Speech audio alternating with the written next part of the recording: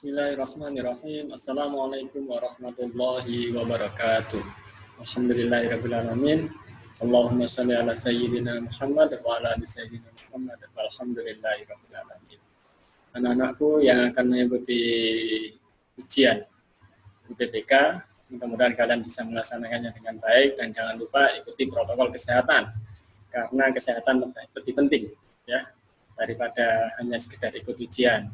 Kalau kalian tidak sehat, sudah jelas kalian tidak boleh ikut ujian UTBK di tahun 2020 ini.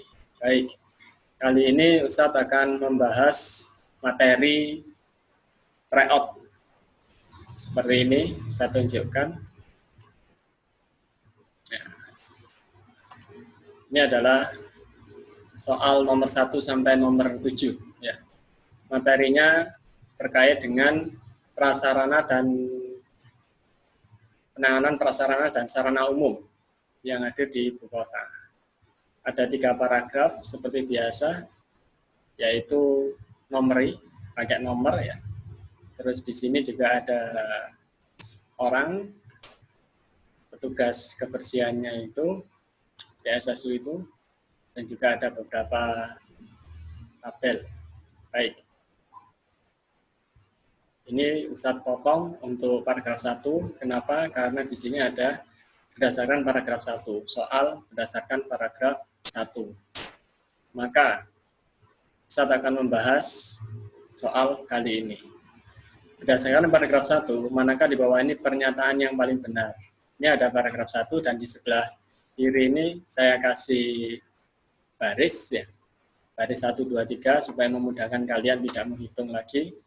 Paragraf 1 sudah usah potong. Baik. Jawaban pilihan yang A. Petugas PSSU bertujuan untuk membantu Dinas Pertamanan dan Pemakaman, Dinas Sumber Daya Air dan Sosial. Di keterangan kita lihat di barisan ke-10 di sini AX itu adalah arti A salah. Kenapa A salah? Karena di sini bertujuan membantu Dinas Pertamanan, sedangkan kalau di bacaan bertujuan membantu sejumlah persoalan yang muncul di sekitar lingkungan tempat tinggal warga. Jadi A salah. Yang B, pasukan oranye biru, hijau, dan ungu berada di bawah kombinasi satuan kerja perangkat daerah yang sama. Lihat pada baris ke-7. Ini baris ke-7. Ya, berarti di sini SKPD berbeda, ya, yang artinya tidak sama atau berbeda-beda. Baik. Yang C, jawaban kami menyatakan bahwa C adalah yang benar. Kenapa? Kita lihat di barisan ke-8. Yaitu untuk pasukan oranye itu di bawah kelurahan. Jadi pasukan oranye termasuk dalam petugas penanganan prasarana tingkat kelurahan. Yang artinya C itu adalah jawaban yang benar. D kenapa salah? Karena di sini pasukan oranye turut menjadi pekerja harian lepas yang berada di bawah Dinas Pertamanan dan Pemakaman, Sumber Daya Air, dan Dinas Sosial. Lihat keterangan di baris ke-8. Baris ke-8, Sumber Daya Air dan Dinas Sosial. Kehadiran pasukan ini antara lain bertujuan membantu sejumlah persoalan yang muncul di lingkungan tempat tinggal warga. Jadi di sini untuk yang pasukan oranye itu tidak tepat di bawah pertamanan dan pemakaman. Kenapa? Karena oranye itu lebih cenderung di bawah yang kelas paling spesifik, yaitu di kelurahan. Yang E, jalan rusak, saluran mampet, pohon tumbang, timbunan sampah liar, penerangan jalan, dan gelandangan wajib ditangani oleh PPSU setempat. Lihat baris 9. Itu bukan PPSU setempat, tapi beberapa dinas yang menangani seperti itu. Oke ya, berarti sudah jelas A sampai E yang jawaban yang paling benar adalah C. Ini jawaban pembahasannya saya bacakan. Pernyataan yang benar dapat pada pilihan C karena sesuai dengan isi dalam teks. Pada paragraf pertama dijelaskan bahwa pasukan oranye berada di bawah kelurahan dan dijelaskan ya bahwa adapun pasukan lain yang juga disebut harian lepas berturut-turut berada di bawah Dinas Pemakaman dan Pertamanan. Kebalik, Pertamanan dan Pemakaman, Dinas Sumber Daya Air dan Dinas Sosial. Dengan demikian, hanya pasukan oranye yang termasuk dalam penanganan prasarana dan sarana tingkat kelurahan.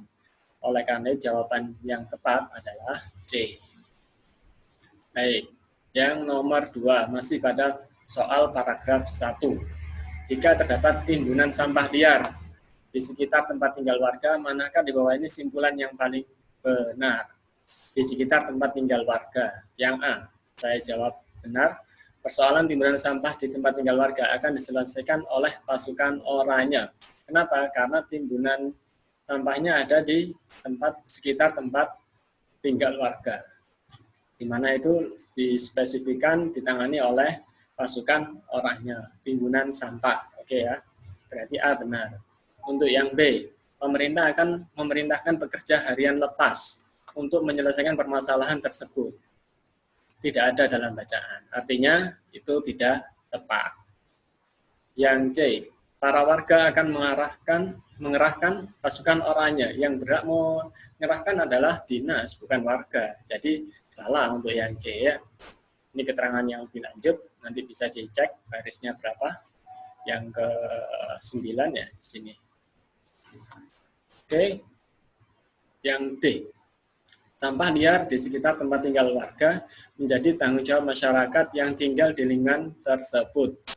Ini kenyataannya benar, tapi tidak ditemukan dalam paragraf 1, kurang sesuai dengan permintaan soal. Artinya apa? Soal kan mintanya berdasarkan paragraf 1. Nah, jadi kurang tepat. Yang D, Dinas Pertamanan dan Pemakaman, Dinas Sumber Daya Air, dan Dinas Sosial turut serta untuk membantu permasalahan timbunan sampah liar. Jika disebutkan dinas-dinas semua, maka permasalahannya juga disebutkan semuanya. Karena di sini semua dinasnya disebutkan semuanya. Sedangkan permasalahannya hanya timbunan sampah liar. Ya, artinya apa? Ya, kurang berimbang, kurang lengkap seperti itu. Maka jawaban yang paling tepat adalah A. Sudah sangat jelas. Saya bacakan untuk pembahasannya. Inti permasalahan dalam paragraf tersebut terdapat pada kalimat terakhir, yaitu kehadiran pasukan-pasukan ini antara lain bertujuan membantu sejumlah persoalan yang muncul di sekitar lingkungan tempat tinggal warga. Contoh, persoalan itu antara lain jalan rusak, saluran tersumbat, pohon tumbang, timbunan sampah air, penerangan jalan, dan gelandangan. Dikarenakan permasalahan tersebut terjadi di sekitar tempat tinggal, mana yang menangani hal tersebut adalah pasukan oranye. Hal tersebut dijelaskan dalam kalimat pasukan oranye berada di bawah kelurahan. Jadi jawaban yang paling tepat adalah saya perbesar supaya nanti kalian bisa paham. Oke, baik. Untuk yang selanjutnya, nomor 3. Paragraf 2. Di sini berdasarkan paragraf 2, maka saya kopikan berdasarkan paragraf 2. Ada 7 baris. Sudah saya buatkan titik-titiknya. Apabila warga tidak memahami, ini ada kata yang tidak memahami, bahwa persoalan saluran air dan sampah tidak lepas dari peran aktif mereka. Manakah di bawah ini simpulan yang paling mungkin benar? Jawaban A, warga harus sadar dan tanggung jawab atas kebersihan saluran air dan sampah. Tidak ada keterangan ini di bacaan. Kalau kenyataan memang ada. Ya. Kalau kenyataannya emang ada. Oke. Tapi di paragraf 2 tidak ditemukan. Jadi yuk kita cari jawaban yang lebih spesifik lagi yang sesuai dengan permintaan soal. Warga akan berterima atau di sini warga akan berterima dengan dampak yang akan diterimanya. Artinya warga akan pasrah dengan dampak yang akan diterimanya. Tidak ada dalam keterangan bacaan. Pemerintah akan mengambil alih permasalahan tentang saluran air dan sampah di lingkungan sekitar warga. Lihat baris ketiga, ya. Jadi sudah ada ketiga, persoalan saluran air dan sampah tidak lepas dari peran aktif mereka. Ya, kalau di sini tidak memahami warganya, terus pemerintah akan mengambil alih permasalahan tentang saluran air dan sampah di lingkungan sekitar warga. Tapi di sini ada warga itu tidak paham. Jadi kurang tepat seperti itu. Yang dimaksud adalah warga. Kalau ini pemerintah cenderungnya. Yang B, terjadi permasalahan saluran air dan timbunan sampah sehingga menyebabkan banjir. Artinya apa? Di bacaan ketika warga, ini kan bacaannya sudah jelas ya, beberapa kali biang kerok banjir sudah ada di situ. Persoalan air dan sampah tidak lepas dari peran aktif mereka. Di sini warga tidak paham. Nah, kalau tidak paham yang terjadi permasalahan saluran air dan timbunan sampah sehingga menyebabkan banjir. Ini sudah sesuai dengan paragraf 2, ada semuanya. Jadi berakibat banjir. Karena warga tidak paham. Yang E, warga akan merasa tanggung jawab saat terjadi banjir dengan cara membersihkan lingkungan akibat banjir. Artinya apa? Sadarnya pada saat tertentu saja. Ketika ada banjir, baru mereka sadar. Padahal tujuannya adalah agar tidak terjadi banjir. Jawaban yang saya sampaikan, saya jelaskan di pembahasan ini. Permasalahan utama dari saluran air dan sampah dinyatakan pada kalimat pertama. Saluran air dan timbunan sampah menjadi fokus sorotan warga karena kerap kali menjadi biang kerok banjir. Dengan demikian, apabila warga tidak memahami persoalan saluran air dan sampah tidak lepas dari peran aktif mereka, kemungkinan yang terjadi permasalahan saluran air dan timbunan sampah sehingga menyebabkan banjir. Oleh karena itu, jawaban yang paling tepat adalah D. Oke, lanjut lagi. Nomor 4. Tadi paragraf 2, sekarang paragraf 1. Kembali ke paragraf 1, saya kopaskan. Oke. Di atasnya ini paragraf 1 ya. Berdasarkan paragraf 1, manakah pernyataan di bawah ini yang paling mungkin benar? Penanganan prasarana dan prasarana umum. Oke. Yang A, sengaja dibuat oleh pemerintah agar masalah kebersihan di daerah Jakarta diselesaikan setiap harinya. Tidak ada keterangan setiap harinya di atas. Jadi kurang tepat ya. Oke, B. Pemerintah ingin PSSU mengatur tentang penanganan prasarana dan sarana tingkat kelurahan. Ini ibu kota kalau PSSU levelnya, bukan kelurahan. Ya. Turut serta membantu pihak lain, Kepala Dinas Pemerintah Pertamanan dan Pemakaman, Dinas Sumber Daya Air dan Sosial, bukan membantu, tapi memiliki tujuan yang sama. Ya. Ini D sekarang. Membentuk pasukan dengan warna-warna yang berbeda agar mudah dihafal oleh masyarakat sekitar. Tidak ada dalam bacaan, tapi emang berbeda-beda sih. Mungkin salah satu fungsinya yang tidak tersampaikan dalam paragraf 1 adalah hal tersebut. Oke. Jadi karena tidak ada dalam bacaan, mudah dihafal, maka saya lebih cenderung memilih E. Permasalahan jalan rusak, saluran tersumbat, pohon tumbang, timbunan sampah liar, penerangan jalan dan gelandangan dapat ditangani PSSU. Artinya ditangani secara general oleh PSSU. Tuh. Jawabannya, pernyataan yang paling mungkin benar PSSU terdapat pada pilihan jawaban E karena pernyataan tersebut ada di kalimat terakhir di awal paragraf menjelaskan PSSU dan di akhir kalimat memberitahukan permasalahan yang dapat ditangani sehingga saling berkesinambungan. Oleh karena jawaban yang paling tepat adalah E, karena semua ada di paragraf 1. Oke ya, lanjut sekarang nomor 5. Nomor 5, berdasarkan kinerja diagram, berarti sini ada diagram, saya kopaskan dari atas, biar tidak scroll ke atas lagi. Petugas PSSU persentase tanggapan untuk kinerja. Petugas PSSU yang memiliki perbedaan antara 0,8%. Di sini sudah saya tuliskan, yang biasa aja sangat cepat, terus tapi kerja salah-salan, itu namanya selisih ya, jadi yang besar dikurangi yang kecil. Kalau yang A itu selisihnya 26,1. Ya, lihat tabel yang sini ya, di sini. Nah, ini yang saya kasih ini adalah yang dimaksud oleh jawaban yang dijelaskan di sini. Sangat cepat pekerjaan memuaskan dan biasa aja, selisihnya 10. Sangat lambat, hasil pekerjaan tidak memuaskan, dan keberadaan petugas tidak menentu. Ya, ini selisihnya 0,8. Jadi jawaban yang tepat adalah C. Untuk yang D dan E, ya, bisa kalian baca sendiri. Oke ya, saya kasih kesempatan untuk membaca. Oke, baik. Sekarang lanjut yang nomor 6. Sama, menggunakan tabel berdasarkan diagram puas atau tidak puas dengan kinerja PSSU di atas yang paling mungkin terjadi jika persentase paling tinggi tidak tahu. Sementara di sini puas ya yang paling tinggi. Tapi di sini soal itu seandainya tidak tahu atau tidak ada jawaban. Itu gimana kenyataan yang ada? Kalau jawaban yang tepat menurut kami adalah banyak PSSU yang tidak bekerja sehingga banyak masyarakat yang tidak melihat atau mengetahui kinerja PSSU. Kata banyak dalam kalimat ini berarti masih ada yang kerja walaupun sedikit. Jadi masih ada yang tahu masyarakatnya dalam jumlah yang sedikit.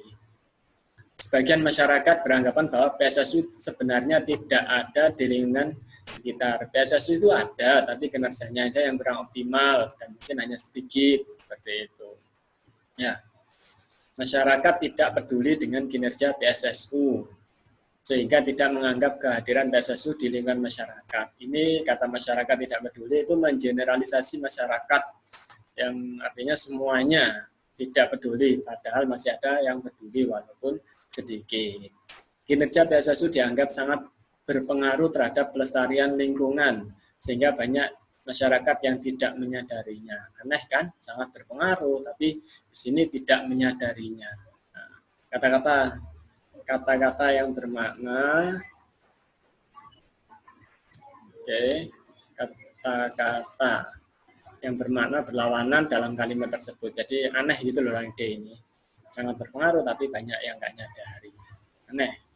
Pemerintah tidak memberitahukan kepada masyarakat sekarang ini sudah ada pekerja PSSU. Soal menitik beratkan pada responden, sedangkan jawaban E menyandarkan pada pemerintah, padahal pemerintah sudah mengeluarkan surat edaran dan diikuti oleh lembaga survei media. Kalau dilihat kata-kata yang di atas, kan yang paling tinggi tidak tahu. Artinya apa? Sebagian masyarakat itu sudah cuma sedikit.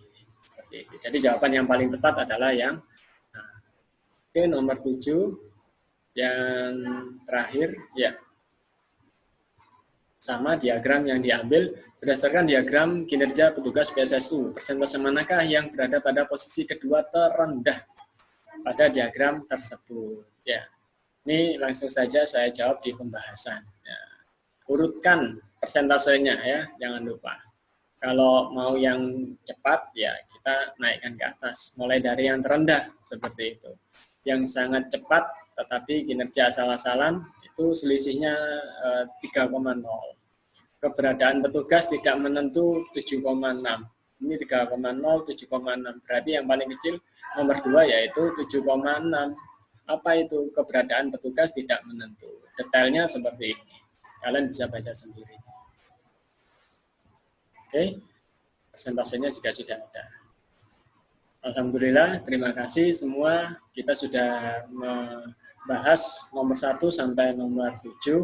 Kurang lebihnya Ustaz mohon maaf. Billahi taufiq wal hidayah. Assalamualaikum warahmatullahi wabarakatuh.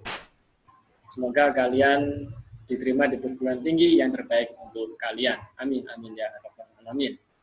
Kita akhiri dengan doa kafaratul majelis. Alhamdulillahirabbil alamin. Subhanakallahumma wa bihamdika asyhadu an la ilaha illa anta astaghfiruka wa atubu ilaik. Amin.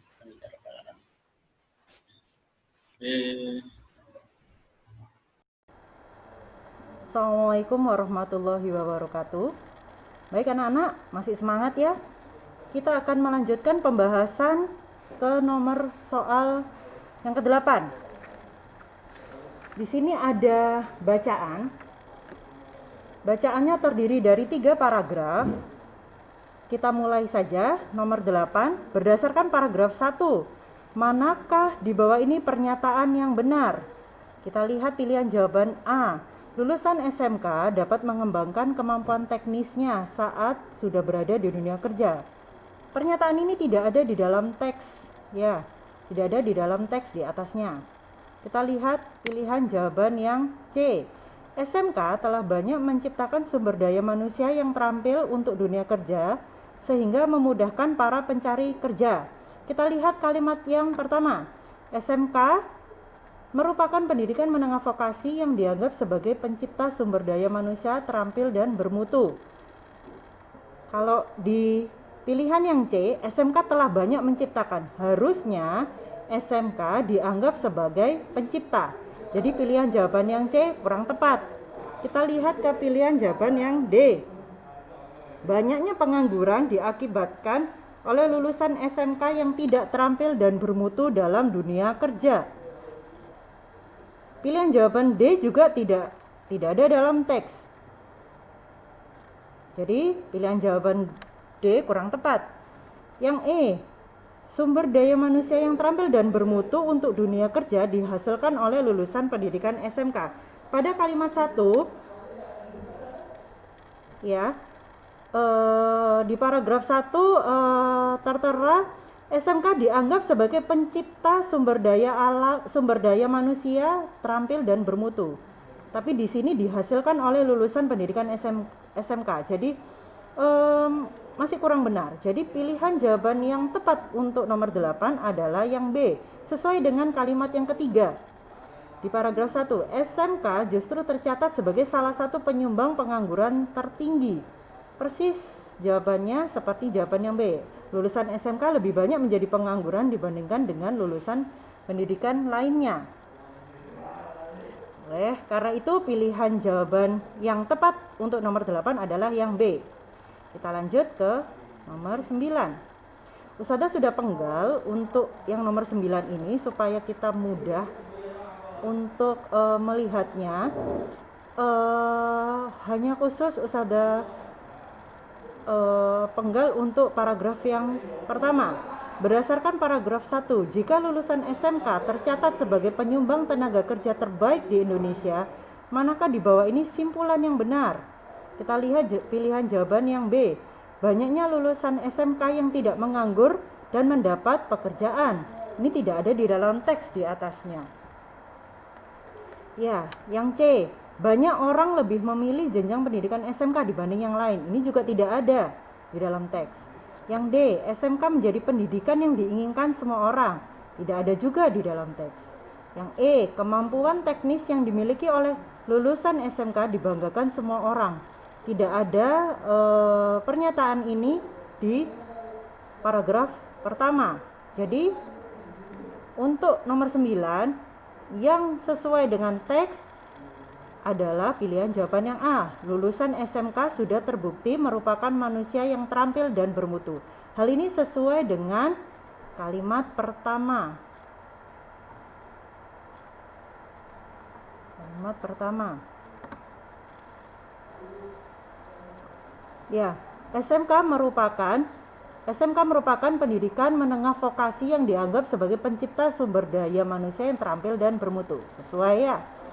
Oke, pilihan jawaban yang A yang tepat untuk mengisi nomor 9. Kita lanjut ke nomor 10. Berdasarkan paragraf 1, apabila lulusan SMK tidak siap untuk masuk dunia kerja dengan kemampuan teknis yang mereka miliki, manakah di bawah ini simpulan yang paling mungkin benar? Yang A, lulusan SMK tersebut tidak terampil dan bermutu. Ini bisa jadi benar. Pihak sekolah gagal dalam mendidik siswa sehingga tidak sesuai dengan tujuannya. Yang B dan yang E, orang tersebut menjadi permasalahan yang dimiliki oleh lulusan SMK pada saat ini, itu tidak ada di dalam teks. Terdapat 2 kalimat sebab akibat dalam paragraf pertama. Yang pertama adalah idealnya sekolah menengah kejuruan SMK didesain untuk menciptakan lulusan yang siap masuk dunia kerja dengan kemampuan teknis yang mereka miliki. Sebab akibat yang kedua, SMK justru tercatat sebagai salah satu penyumbang pengangguran tertinggi. Dengan demikian, apabila lulusan SMK tidak siap untuk masuk dunia kerja dengan kemampuan teknis yang mereka miliki, maka lulusan SMK tersebut termasuk dalam penyumbang pengangguran di Indonesia. Oleh karena itu, pilihan jawaban yang benar adalah yang D.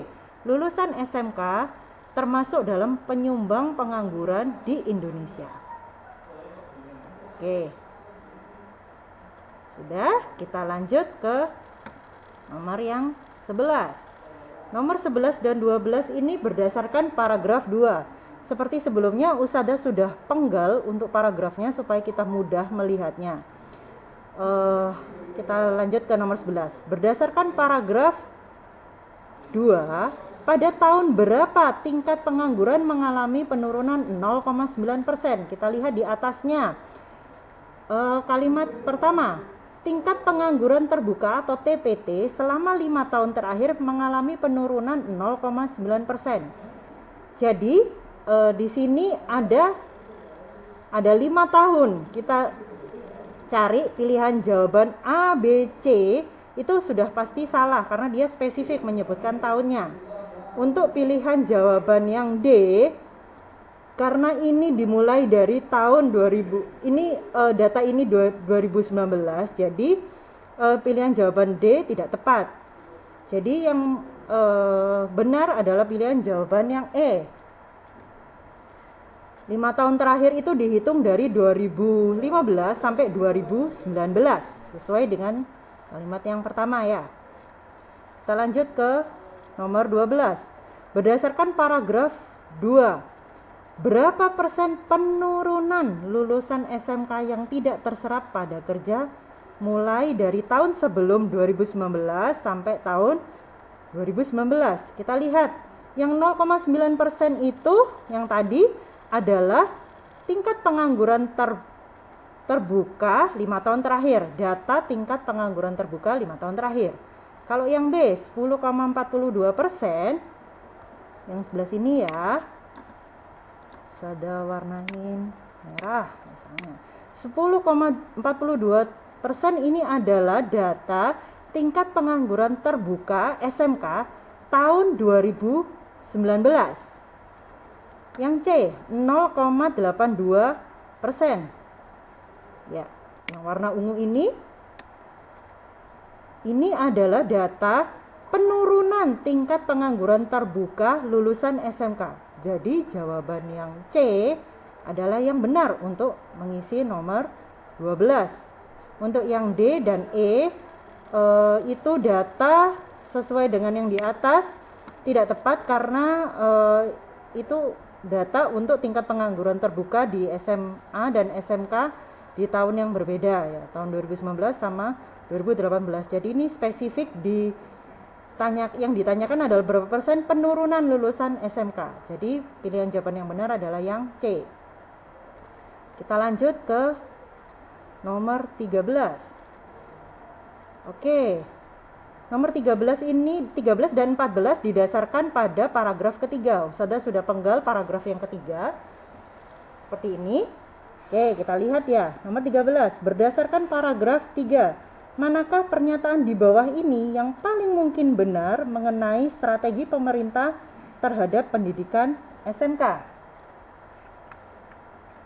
Oke. Yang A, tidak lagi menghasilkan lulusan yang hanya menjadi pengangguran. Tidak ada di dalam teks. Yang C, lulusan SMK akan berkontribusi terhadap perekonomian nasional. Kita lihat di teks dikatakan bahwa yang berkontribusi terhadap perekonomian nasional adalah sektor industri, bukan lulusan SMK-nya. Jadi pilihan jawaban C tidak tepat. Yang D, era industri keempat akan diisi dengan lulusan SMK yang berkualitas. Ini tidak ada di dalam teks karena untuk menjawab kebutuhan era industri keempat, pemerintah kian gencar menambah jumlah SMK. Jadi pernyataan ini tidak sesuai di dalam teks. Di teks menjelaskan tentang era industri keempat itu tidak tentang mengisi lulusan SMK yang berkualitas, tapi pemerintah yang gencar menambah lulusan SMK. Jadi pernyataannya berbeda. Kita lihat yang E, pemerintah menjadikan SMK kontributor perekonomian pada era industri keempat. Kita lihat yang di atas, pemerintah menjadikan SMK kontributor ini tidak ada. Justru pemerintah gencar menambah jumlah SMK yang benar pernyataannya. Jadi, untuk nomor 13 yang tepat adalah pernyataan yang B. Semua pendidikan sekolah menengah atas atau SMA akan dikonversi menjadi SMK sesuai dengan kalimat yang kelima. Pemerintah membekukan penambahan SMA, membuka SMK baru dan bahkan mengkonversi SMA menjadi SMK. Jadi sesuai ya, pilihan jawaban yang B. Kita lanjut ke nomor yang berikutnya, nomor 14. Masalah yang dibicarakan pada paragraf ketiga adalah permasalahan yang dibahas dalam suatu paragraf terdapat pada kalimat yang utama. Kalimat utama dalam paragraf tersebut terdapat pada kalimat yang pertama. Pengangguran lulusan SMK ini menjadi pekerjaan rumah dunia pendidikan. Mengingat saat ini ekonomi Indonesia ditopang oleh sektor industri dengan kontribusi terhadap perekonomian nasional hampir 20%. Masalah yang dibicarakan dalam paragraf ketiga adalah pengangguran lulusan SMK menjadi pekerjaan rumah dunia pendidikan. Karena kalimat selanjutnya membahas tentang penanganan dan hal-hal yang dilakukan dari permasalahan tersebut. Oleh karena itu, pilihan jawaban yang tepat adalah yang B. Pekerjaan rumah dunia pendidikan terhadap pengangguran lulusan SMK. Baik. Demikian penjelasan Usadah mengenai tryout UTBK yang ketiga. Semoga kalian dimudahkan pada saat mengerjakan UTBK bulan depan di bulan Juli. Usadah tutup. Kita lanjut ke soal kuantitatif. Assalamualaikum warahmatullahi wabarakatuh.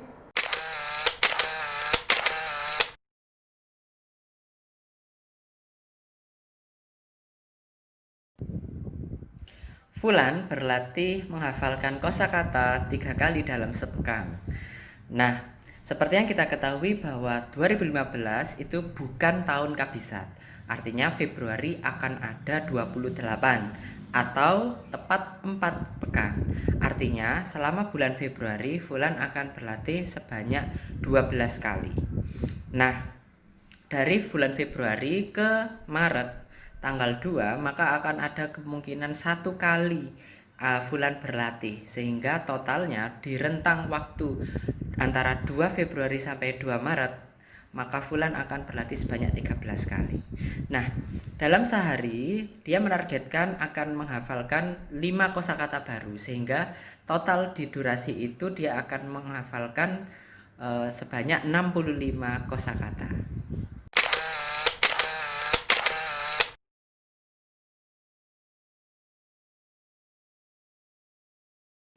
Nilai rata seluruh siswa itu tidak diperoleh dari rata-rata kelas A, B, dan C kemudian kita bagi 3.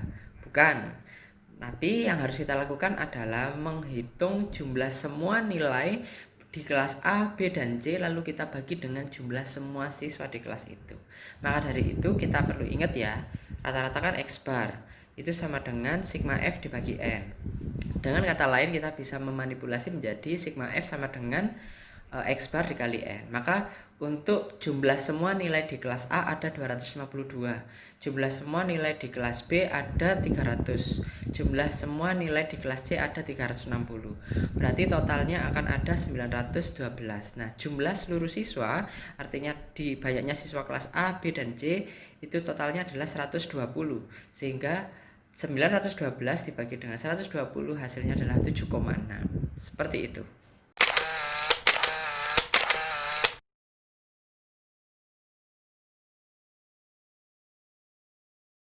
Distribusi suara dari 300 warga yang akan memilih seorang ketua RW. Untuk calon yang pertama, misalkan A, mendapatkan 50% suara.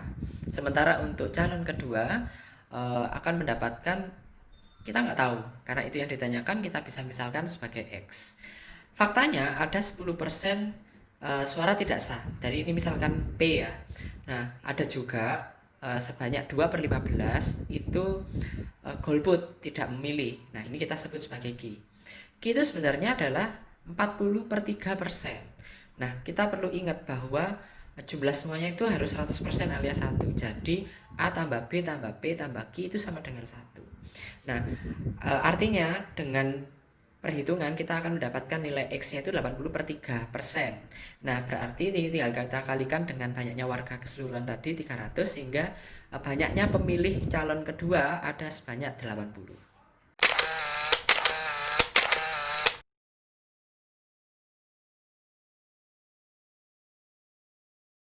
Dari 7 orang anggota akan dipilih pasangan. Ingat ya, pasangan itu maknanya 2. Jadi ada 2 orang yang akan dipilih untuk mengikuti rapat bulanan. Karena kedudukannya sama, misalkan ini yang terpilih adalah Y dan Z. Sama kan kalau yang terpilih itu Z dan Y. Berarti tidak ada urutan. Sehingga ini merupakan kasus kombinasi. Kombinasi 2 dari 7 akan diperoleh hasil 21. Jadi akan ada 21 kemungkinan.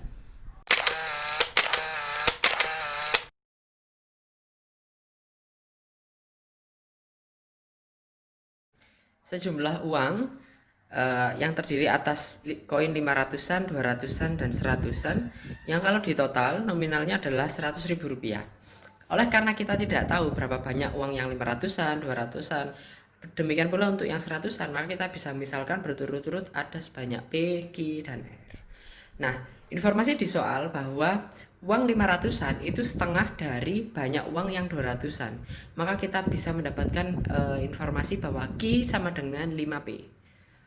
Lanjutnya, tetapi uang yang 500-an itu 3 kali banyaknya uang pecahan 100-an.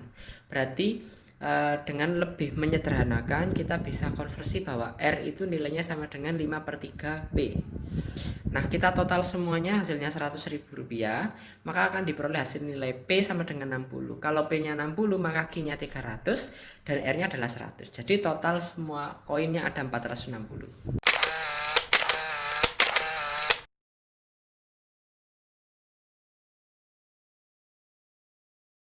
Misalkan ketika bilangan yang dimaksud adalah A, B, dan C. Dengan kualifikasi yang pertama, jumlah keseluruhannya adalah 78. Kondisi yang kedua, selisih antara A, B dengan BC itu sama. Berarti ini kita bisa konversi menjadi A sama dengan 2B min C. Dan yang ketiga, hasil kalinya adalah 17.342. Nah, untuk menyelesaikan ini, kita substitusikan persamaan yang kedua ke persamaan yang pertama. Akan diperoleh hasil A sama dengan 52 min C. Nah, dengan cara yang sama, kita bisa kembalikan ke bentuk yang perkalian ya, persamaan yang ketiga, maka akan diperoleh bentuk persamaan kuadrat yang nilainya itu C sama dengan 23 atau C sama dengan 29. Dan ini kalau kita kembalikan ke persamaan yang kedua akan diperoleh hasil C-nya itu 29 atau C-nya itu 23. Kesimpulannya, bilangan dimaksud adalah 23, 26, dan 29.